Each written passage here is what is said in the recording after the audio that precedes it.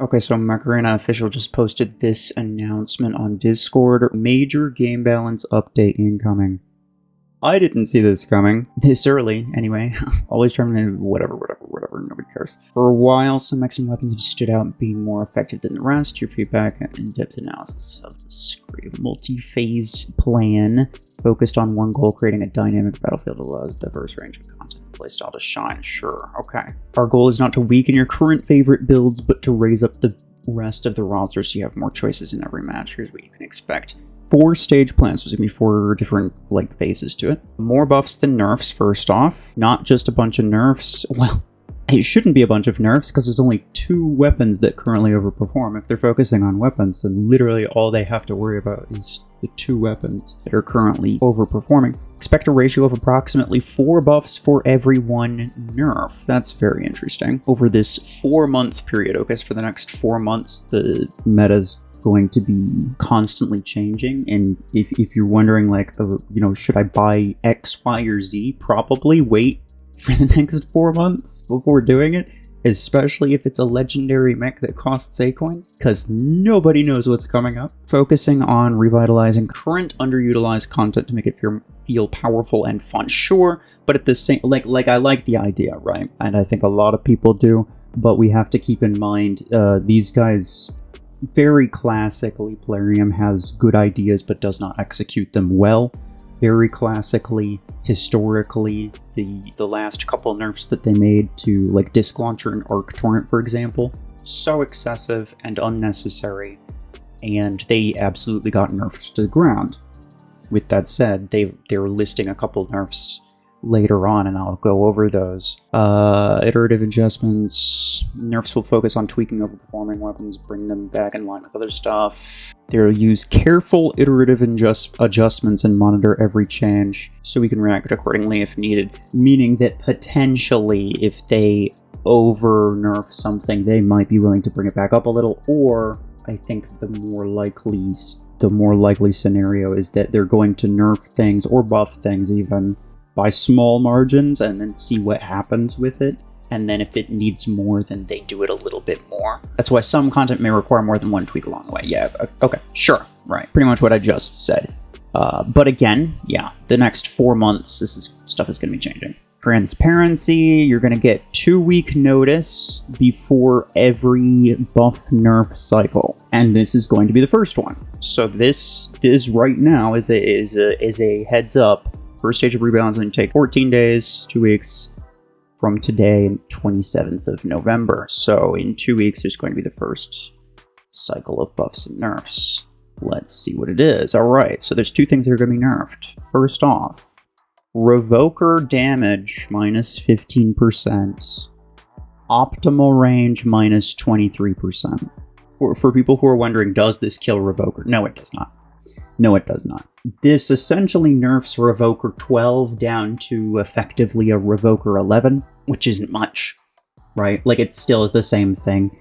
You're losing a bit of damage, but I will remind people that competitively, in a max level competitive scenario, people use even Revoker 10s because they're that strong. You don't even need the 12s. So the Revoker 12s will continue to be more than adequate. The 10s may be slightly less adequate, but another note that a lot of people don't realize is that a lot of competitive players don't actually even bother using the Revoker damage implant. So, if it's basically just a matter of, maybe I slap on a Revoker damage implant. It's not going to make much of a difference in terms of the damage.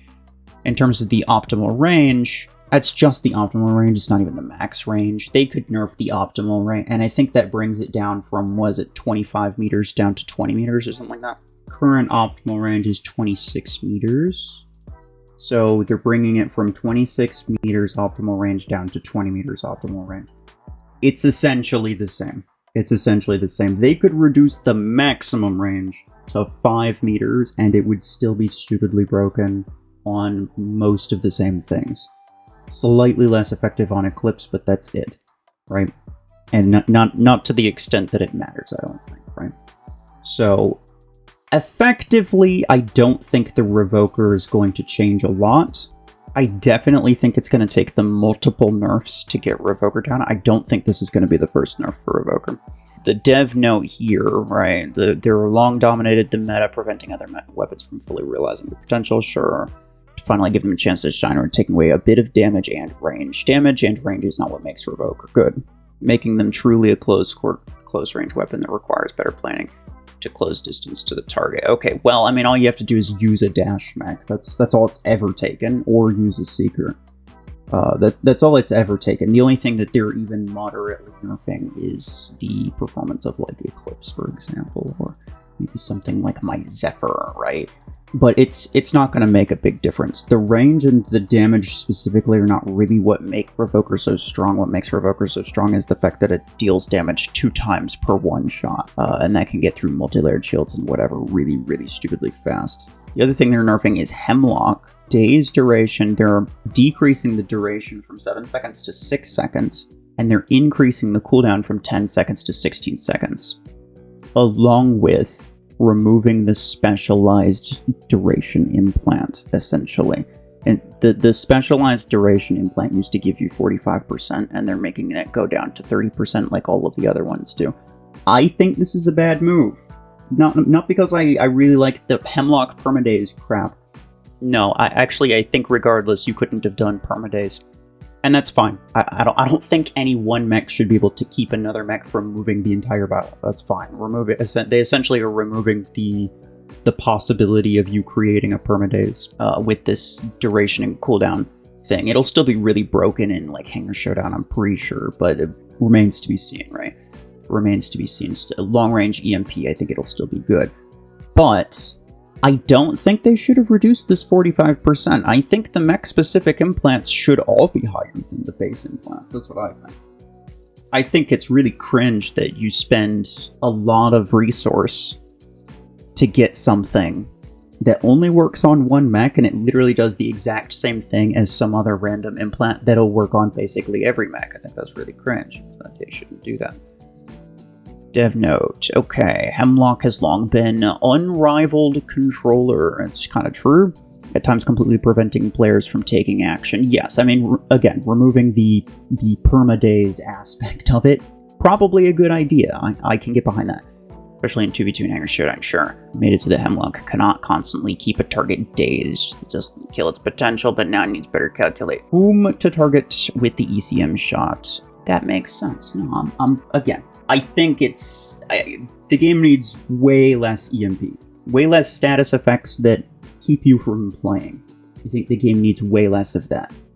And if they were to tone down the EMP on literally every single mech, I'd be a happy man. And that's essentially what they did here. But yeah, the days and EMP duration thing, I think that's kind of lame because a lot of people got that implant specifically because it was really good, specifically. But they're also changing implants, I want to mention. They're also changing implants, so this is potentially means that they're going to be changing the 50% Stormrack reload implant at some point. If I were them, I would. That would be like the first thing that I'd start with. I think that's the main thing that makes Stormrack so good. So if I were them, I would be doing that. Are they going to do it? I have no idea, but there's a fair chance, right?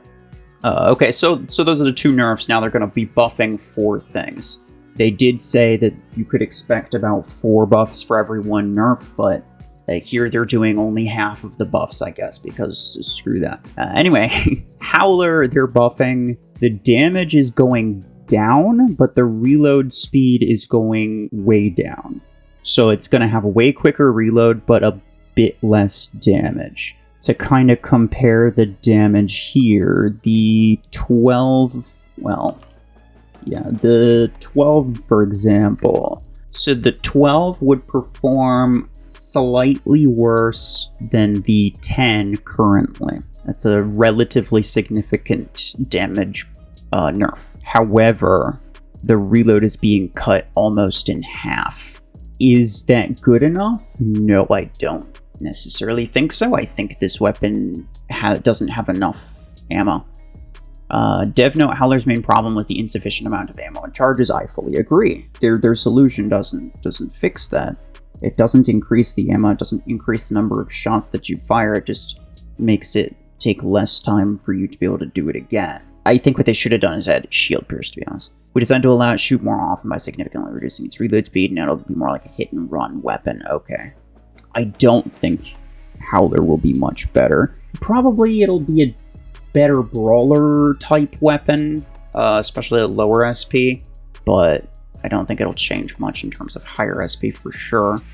Hellfire, they are also buffing. The damage is going up 18%, which again, let's compare, like, let's say the 12, right? 1.18. The 12 would perform about as a little bit better than a theoretical like 14 would. So the 10 would perform roughly about as well as like a 12. So somewhat decent damage buff, and then the optimal range is going from 30 meters to 40 meters. Wow, guys. That's crazy. Save some buffs for the rest of us. Damn. A 10 meter optimal range increase on Hellfire, the best close quarters weapon. Hellfire has good damage, but its main problem is range. That is not even true. Its main problem is that it doesn't deal damage fast enough, and it relies on a status effect that inherently does damage really, really slowly. So if it dealt the damage from that status effect really quickly, then it would obviously do a lot better. This weapon doesn't even have a range implant. Just so we're clear, every single close quarters weapon has further possible potential range than Hellfire does. Every single one of them. If the problem was range, this would need to be at least 60 meters. At least. Because you can't just be like, well, this weapon has 30 meters and this weapon has 40 meters and then call it a day. Like, it's not. A 5-10 meter difference is not enough to actually make something good, especially something that, again, like Hellfire deals damage so freaking slowly. Since we cannot increase the maximum range due to technical complications. Bro, what does that even mean? Like their animation or whatever? How do you have technical complications with the maximum range? I don't even understand. We've increased its optimal range into damage, making it lethal up at distances up to 40 meters. I don't think it'll be lethal. I think lethal is maybe the wrong word for it. I'll tell you what you should do. If you can't increase the range for whatever reasons, whatever, sure. You have to increase the damage by a bit more, and you have to make sure that the status effect actually deals better damage. So a large part of the reason why something like Hellfire and Hornet don't do well is because they have really bad damage scaling. And by that I mean the further along you get in progression, the higher SP you have, the stronger your hanger becomes.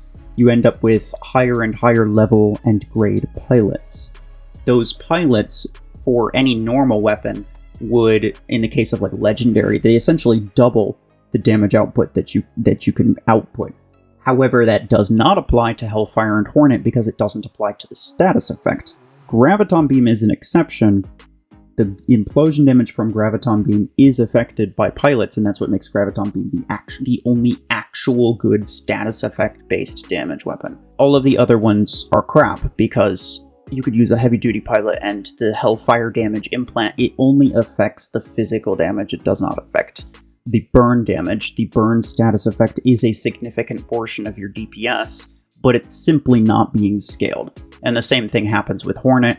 The large majority of your damage output is from the Venom effect, which doesn't get scaled by pilots, and so you're missing out on a lot of damage compared to what other weapons have. So at very least, if they can't increase the range for whatever reason, then they need to be able to make it actually deal damage at 40 meters range.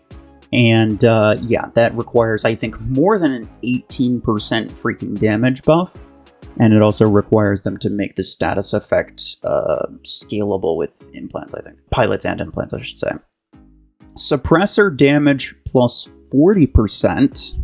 That's just a straight damage, like massive damage buff on Suppressor. Suppressor's damage is so bad, definitely needs it. Applying damage during status effect to enemies is good, but you need to also be able to outshoot those enemies. Yeah, initially we intended Suppressor to be more of a support weapon, but wasn't very popular with players in that role. So we're adding a lot of damage to see how it will fare among other brawl weapons, sure. Okay, so the reason it's not popular as a support weapon is because support weapons themselves are not popular. Why help someone kill something when you could just kill the thing yourself, right? 9 times out of 10, it's more valuable to just have another brawler on the field than it is, or just like, you know, any decent killing weapon on the field than it is to have a weapon that will, you know, support your team. I think if they wanted it to be a support weapon, that's fine. They need to go way harder on the support aspect, though. That's what I think. They need the radius to be bigger, and they need the range to be longer, and they need the reload probably to be shorter. But, I mean, they could go this route as well. I don't mind it. The damage definitely was not adequate. I'll take it. I doubt it'll be good. Yeah, my prediction, I don't think this is going to matter. I don't think it's going to be good still. But we'll see. Savant is the last buff that they're listing here. Damage plus 82%. Don't freak out about this, though. It's actually not that much, because they're reducing the double damage chance from 50 to 15.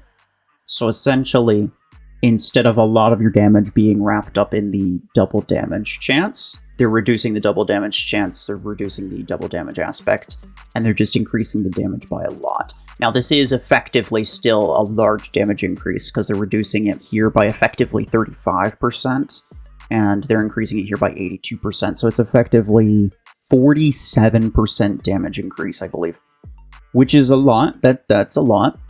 The speed of projectiles inside one group of rockets is also going to go up.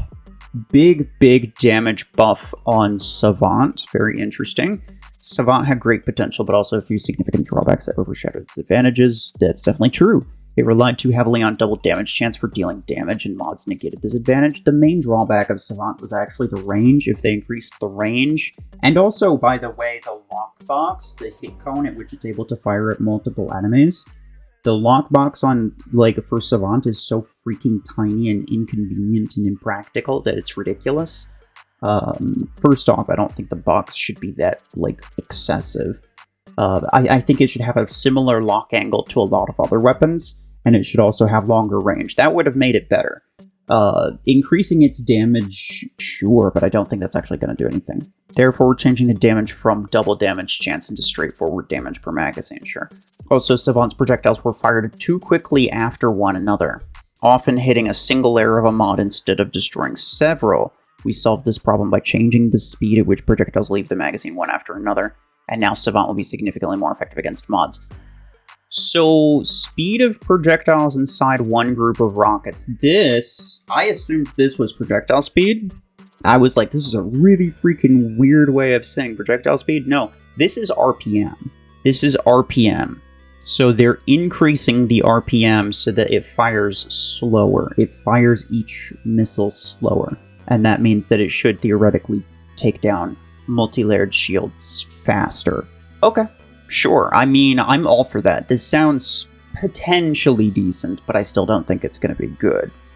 Because again, I think the main drawback is the range. You don't want to be up in someone's face with a lock weapon, especially a lock weapon that has like a burst mechanic like that, right? Like you can't guarantee that you kill anybody. It's kind of like a missile rack, but it requires a target lock. Like you don't really want to have to get close for that. But anyway, we'll announce the second stage of the rebalance 14 days in advance, sure.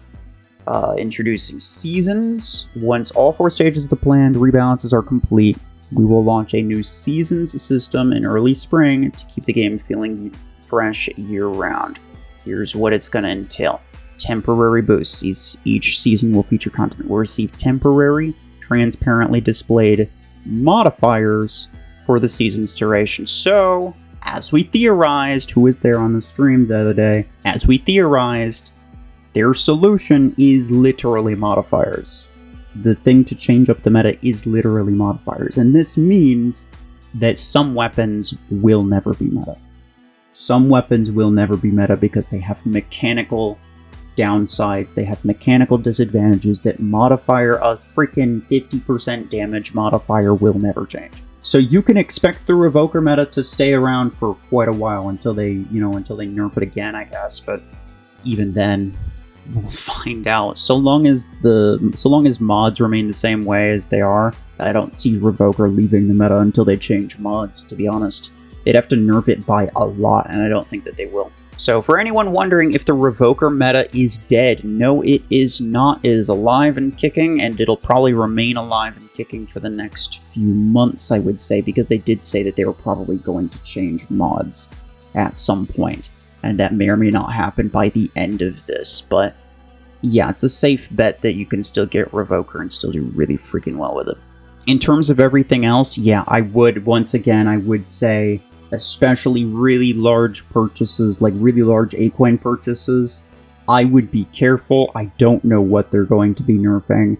I don't know which mechs they're going to change, which implants they're going to change, which weapons they're going to change. It could be anything. I have no idea. But by the end of this, some things will definitely change. Let me know what you guys think is going to happen. Otherwise, that will be it for me. Appreciate y'all. Take care.